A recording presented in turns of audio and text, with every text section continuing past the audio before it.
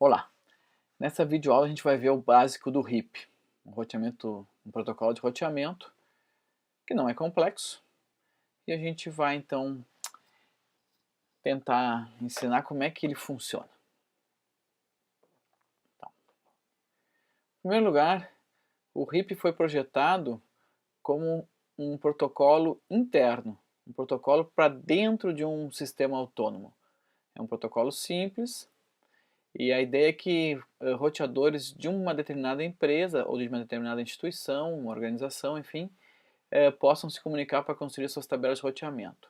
Ele não vai ser utilizado, pelo menos raramente será utilizado, para comunicação entre duas empresas distintas. Ele utiliza o algoritmo do tipo vetor de distância e a métrica dele corresponde ao número de links pelos quais o pacote deveria passar para chegar no destino final.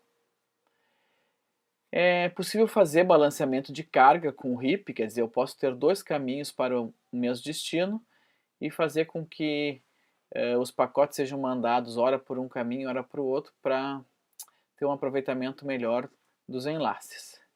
Esse balanceamento só é possível ser feito se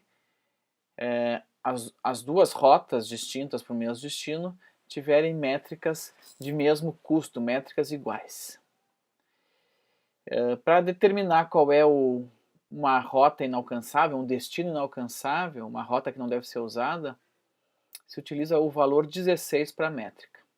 A métrica corresponde sempre ao número de links. Então, quando esse número de links chegar a 16, é porque o destino é inalcançável.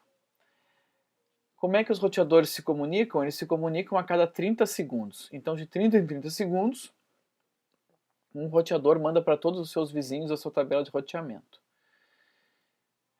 Se um determinado roteador não receber do seu vizinho uma renovação dessa tabela de roteamento em 180 segundos, quer dizer, em 6 vezes o tempo de atualização, aquela rota, na verdade, é colocada como inalcançável. Então, um roteador fica sabendo que uma rota não pode mais ser utilizada se não receber uma atualização depois de 180 segundos. Também, esse protocolo também usa o mecanismo de gatilho, né, o que a gente chama de Triggered Updates, que corresponde àquela questão de que quando um roteador recebe uma rota nova, ele imediatamente repassa essa rota nova para todos os seus vizinhos, evidentemente com exceção daquele que lhe enviou. Né? Então, há uma atualização por gatilho. O protocolo utilizado o protocolo de transporte utilizado pelo protocolo RIP é o protocolo UDP. Né? O RIP é um protocolo de nível de aplicação para gerência de roteamento.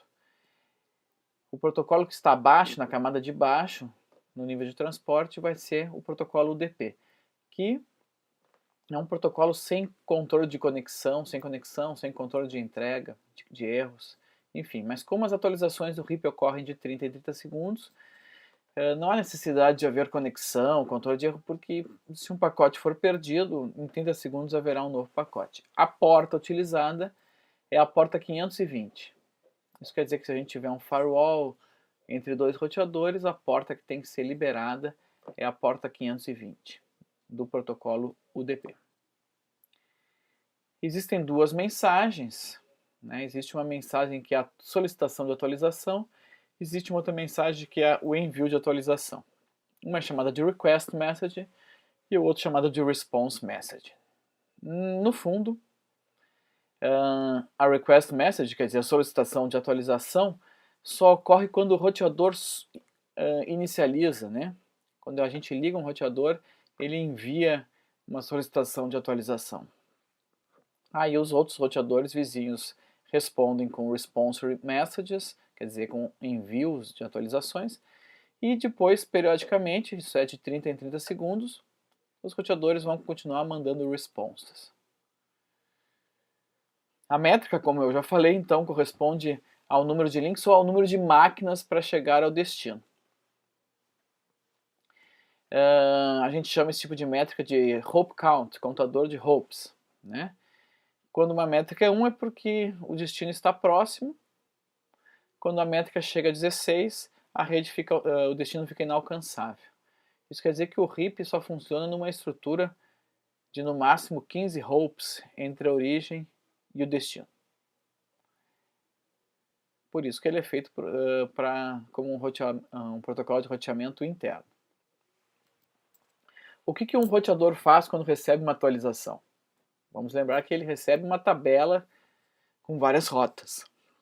Ele olha cada uma. Se a rota que ele está recebendo for uma rota nova, se ele não tem na sua tabela, então ele vai acrescentar essa rota nova à sua tabela. Se ele tem essa rota na tabela, se essa rota for uma rota conhecida, quer dizer, ele já tem uma rota para o destino que ele está recebendo agora, ele vai olhar para a métrica, o roteador vai olhar para a métrica. Se a métrica for menor, quer dizer, se a métrica da rota nova for menor, ele vai atualizar a tabela, ele vai tirar a rota antiga e colocar essa rota nova recebida. Se a métrica for igual, com origem diferente, quer dizer, eu recebi uma rota para um destino que eu já conheço, com a mesma métrica, mas eu recebi de um outro roteador. O next hop é diferente. Essa rota vai ser acrescentada à tabela e o roteador vai ter duas rotas para o mesmo destino e vai poder fazer balanceamento de carga. Se a rota recebida tem uma métrica maior, bom, se essa rota com métrica maior estiver vindo da mesma origem da rota que já estava gravada, então é sinal que a métrica aumentou para chegar no destino. Em vez do roteador simplesmente atualizar a rota, aumentando a métrica, na verdade ele marca esta rota como inalcançável por um determinado período, porque há uma grande possibilidade de que uma rota cuja métrica está aumentando, no fundo, seja uma rota inválida. Se essa rota com métrica maior estiver vindo de outra origem, então ele vai jogar fora essa rota recebida. Esta é a lógica de funcionamento do roteador ao receber uma rota nova por RIP. Então existem alguns timers quando a gente trabalha com RIP. O roteador Cisco tem alguns timers a mais do que o padrão define. Vamos ver quais são esses timers. Em primeiro lugar tem um timer, um relógio de atualização. A cada 30 segundos ocorre uma atualização. Obviamente que os bons roteadores, eles não fazem as atualizações sempre de 30 em 30 segundos para evitar que haja uma sincronização de todos os roteadores e que a rede seja inundada em algum momento por todas as atualizações. Então ele acrescenta um tempo aleatório na atualização. A atualização, embora o padrão fale em 30 segundos, a atualização ocorre entre 25 e 35 segundos, que é para os roteadores não ficarem todos sincronizados e causarem uma rajada de tráfego na rede. Atualização essa se chama Response Message, como já foi visto, e a atualização utiliza as questões de Split Horizon com Poisson Reverse. Quer dizer, uma atualização não é feita em direção àquele enlace da onde veio a rota que está na tabela de roteamento. Quer dizer, se o roteador A recebeu uma rota para o destino X a partir do enlace B, o roteador A não vai colocar aquela rota no enlace B de volta.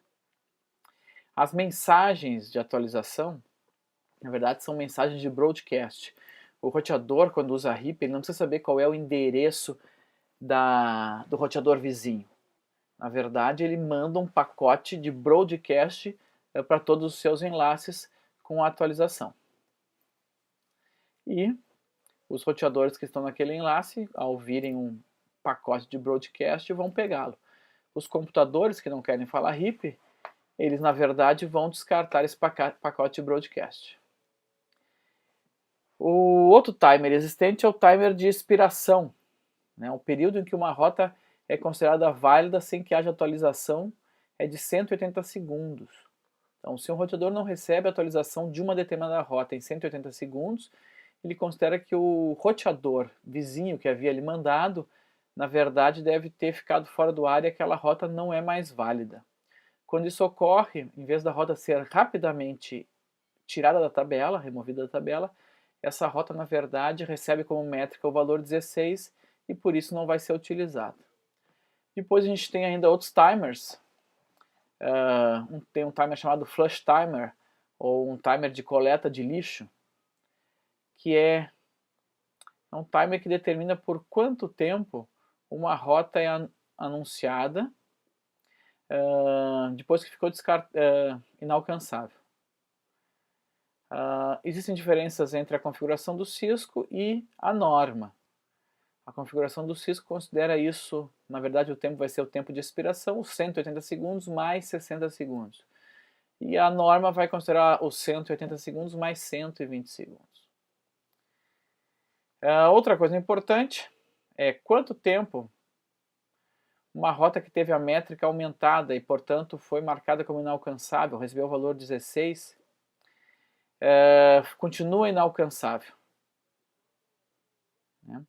Esse tempo é de 180 segundos. Se uma rota foi para o valor 16, porque a métrica aumentou, mas a métrica não era 16, depois de 180 segundos, se não houver mais outro aumento, ela fica novamente alcançável. Outro ponto importante que a gente falou no primeiro slide é que a gente tem atualizações por gatilho, atualizações disparadas, trigger updates.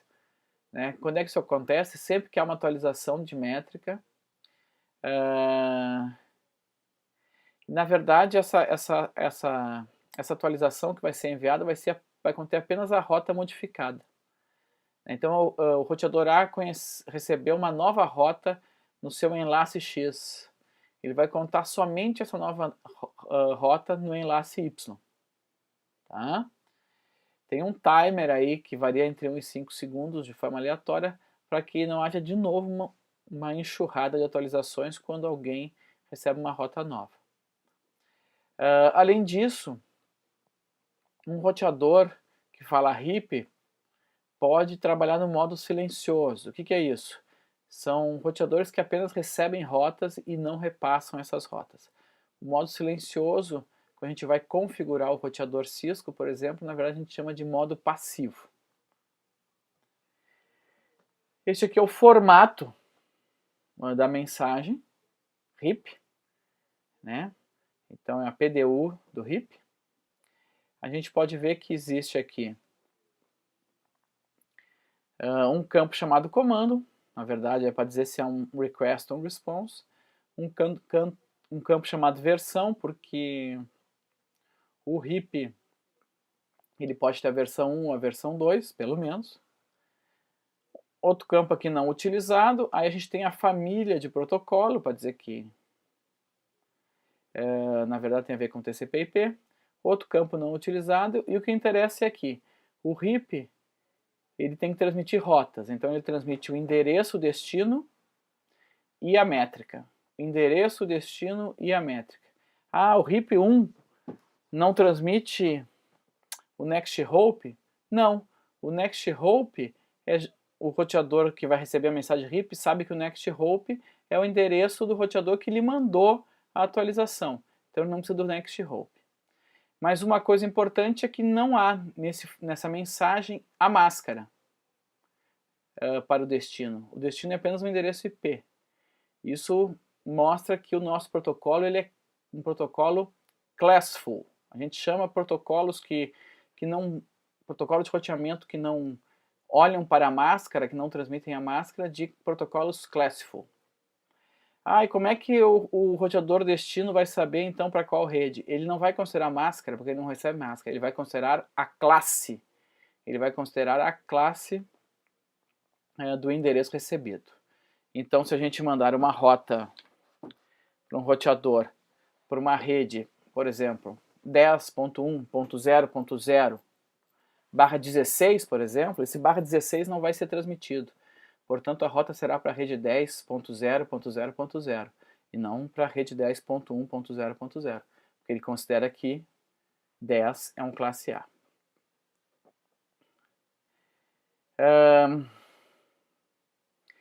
Aqui estão, na verdade, a descrição dos campos. Então, quando no campo comando tiver o valor 1 é um request, quando no campo comando tiver o valor 2 é um response. Se a gente estiver usando o RIP versão 1, que é o objetivo dessa videoaula, Então vai ter o número 1 lá dentro do campo versão. Família de endereços, vai estar escrito 2 para dizer que nós estamos trabalhando com IP. E daí a gente tem aquelas entradas das rotas, em que a gente tem endereço, métrica, endereço, métrica. No máximo vai ter 25 rotas. Se for necessário ter mais rotas, então vai ter que ter mais um pacote RIP para transmiti-las.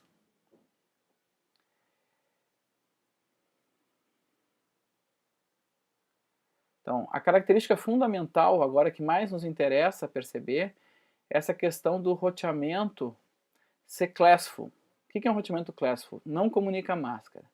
Se a rede destino de uma rota é, na verdade, uma subrede, tá? Como é que o protocolo vai fazer? Se por acaso o roteador apresenta uma outra subrede da mesma rede principal, então ele vai considerar a sua máscara como se fosse a máscara dessa rota que chegou. Exemplo: se o roteador está ligado na rede 10.2.0.0/16, que na verdade é uma subrede de 10.0.0.0, né? É uma subrede de um classe A. Se o roteador estiver ligado na subrede 10.2 e receber uma rota para escrito 10.1.0.0, ele vai considerar que a máscara é /16. Ele não vai receber essa informação de quem mandou, mas ele vai considerar que a máscara é /16. No entanto, se o destino não é membro de uma rede diretamente conectada, não é uma subrede parente de uma subrede sua, então ele vai olhar só para os primeiros bits lá e vai considerar que é um classe A, B ou C. Por exemplo, se o roteador não estiver ligado na rede 200.132.1.0 e receber uma rota para 10.1.0.0, ele vai considerar que ele recebeu uma rota para 10.0.0.0. Ele não vai pegar a subrede 10.1, porque 10 é um classe A. Ele vai pegar a rede inteira, 10.0.0.0. Certo? Então essa é a questão do classful. Isso vai nos dar depois um problema, que é quando a gente tem subredes originárias de uma mesma rede, de uma primeira rede, mas essas subredes estão separadas na grande estrutura, na grande arquitetura, por um outro conjunto de endereços IPs. Mas isso é outro vídeo. O que é importante no roteamento classful também é que é feita uma sumarização das rotas. Mesmo que eu tenha configurado um endereço 10.1.0.1, por exemplo, /16, ao anunciar essa rota em uma rede cujo endereço seja 200.132.1.0, ele vai anunciar o classe C como uma única rota. Ele não vai pegar a subrede, ele vai sumarizar. A gente tem um exemplo aqui. Então, do lado esquerdo nós temos, aqui temos um roteador. Aqui do lado esquerdo desse roteador tem várias redes. Tem a rede 192.168.115.32, 192.168.115.64 e assim por diante. Então, o classe C 192.168.115.0 foi subdividido nessas subredes. Aqui a gente tem que considerar nessa nuvem que tem vários roteadores, não importa como é que é a coisa. Do lado direito a gente tem a rede 10, né? 10 é um classe A, ó, 10.0.0.0 é um classe A, subdividido em várias outras redes, 10, 10, 20, 64, 10, 10, 20, 192 e assim por diante. Nem sabemos direito aqui quais são as máscaras que foram utilizadas. O que importa é que esse roteador, ele conhece essas diversas subredes, mas ele percebe que no lado esquerdo dele não é uma porta de uma dessas subredes e tal. Não é no lado esquerdo dele não saia uma subrede de 10.0.0.0. Então, como ele não vê nada de 10.0.0.0 para o lado esquerdo, em termos de configuração de porta, ele pega todas essas redes aqui, essas subredes, e envia apenas uma rota para a rede 10.0.0.0/8. A mesma coisa do lado direito. O lado direito conhece todas as subredes de 192.168.115, mas o link dele para o lado esquerdo não tem nenhuma subrede de 192.168.115. Então ele sumariza essas subredes em uma única rede chamada 192.168.115.0. Sumariza no classe C original. Ele sabe que 192 é um classe C porque ele analisa os primeiros bits. Ele sabe que 10 é um classe A porque ele analisa os primeiros bits. Então isso é uma sumarização. Aqui no meio há o que a gente chama de limite da rede. Né? O lado esquerdo conhece as subredes de 192.168.115, o lado direito conhece a subrede de 10.000.